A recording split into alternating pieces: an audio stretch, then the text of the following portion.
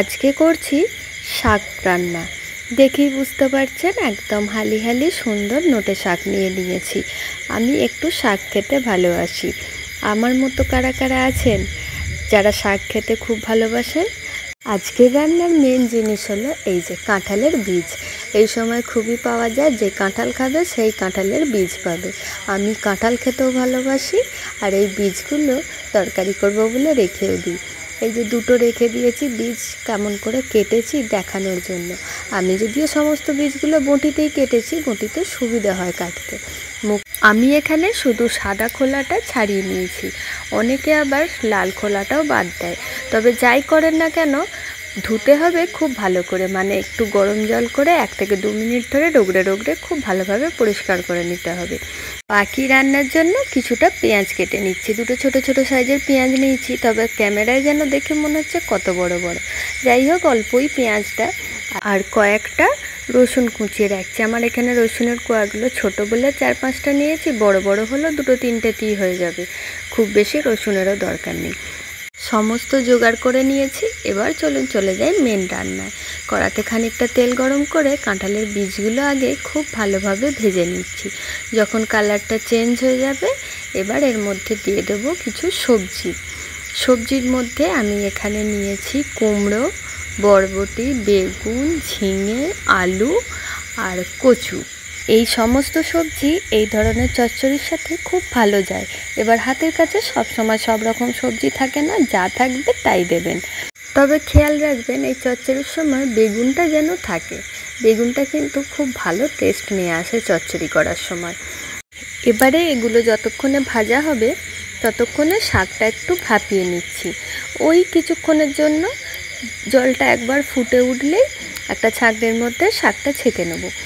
যেহেতু বর্ষাকালে রান্না করছি, আমি এটা করলাম খুব ভালোভাবে পরিষ্কার করবার জন্য। আমার মাকে আমি এরকম করতে দেখেছি বর্ষাকালে শাক রান্না করলে। বর্ষাকালে কিন্তু আবার সব রকমের শাক খাওয়া যায় না, এমনি সময় আমি কাঁচাই রান্না করি। শাকটা ভাপানো হয়ে গেছে, এখানে ভাজাটাও মোটামুটি হয়েই এসছে। এবার এর মধ্যে একটু নুন, হলুদ, সামান্য পরিমাণে একটু লঙ্কা গুঁড়ো, আর খুবই সামান্য একটু জিরে গুঁড়ো, আর দিয়ে দিয়েছি খুবই সামান্য পরিমাণে একটু আদা বাটা।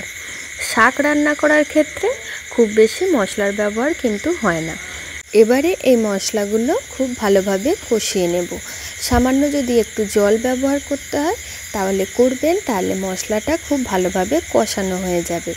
আর একটা কথাও বলে রাখি, আমি এখানে যে মশলাগুলো ব্যবহার করছি, যেমন হলুদ, জিরে, লঙ্কা, এগুলো আমি বাড়িতেই তৈরি করে নিই। গুঁড়ো মশলাগুলো আমার বাড়িতে তৈরি করা। দেখুন ভাজাটা কত সুন্দর হয়ে গেছে, রঙটা একদম পাল্টে গেছে। এবার জল ঝরানো শাকটা এর মধ্যে দিয়ে দিলাম। শাক সবজি সব মিলিয়ে এবার কিছুক্ষণের জন্য খুব ভালোভাবে নেড়ে চেড়ে নেব।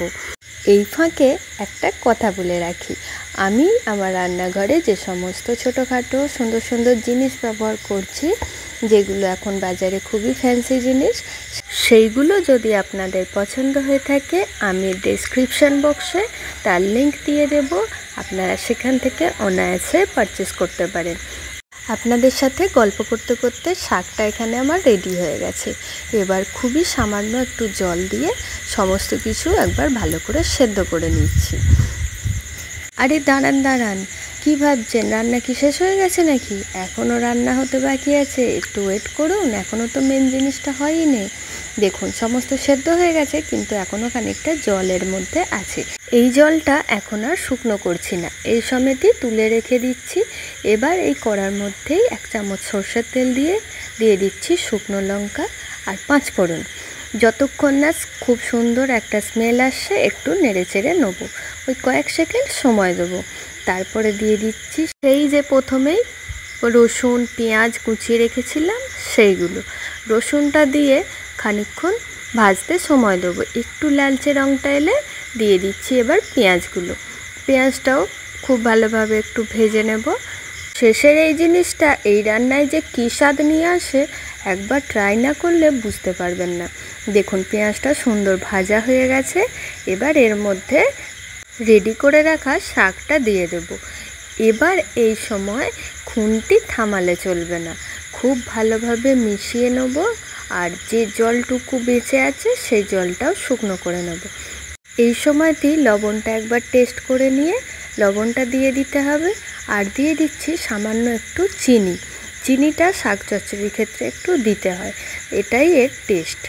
খুব ভালোভাবে নেড়েচেড়ে জলটা যখন একদম শুকনো হয়ে আসবে কিছুক্ষণের জন্য ঢাকা দিয়ে রেখে দেবো। কিছুক্ষণের জন্য বলতে একদম 1 থেকে 2 মিনিটের জন্য। রান্না একদম রেডি হয়ে গেছে।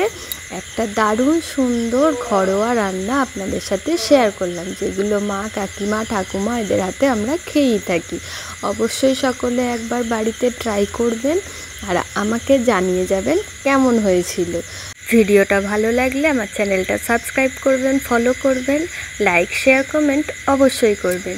আজকের মতো আসছি, আবারও ফিরে আসবো এরকম সুন্দর সুন্দর ঘরোয়া রান্নার ভিডিও নিয়ে। ততক্ষণ সবাই ভালো থাকবেন, সুস্থ থাকবেন, আনন্দে থাকবেন। টাটা।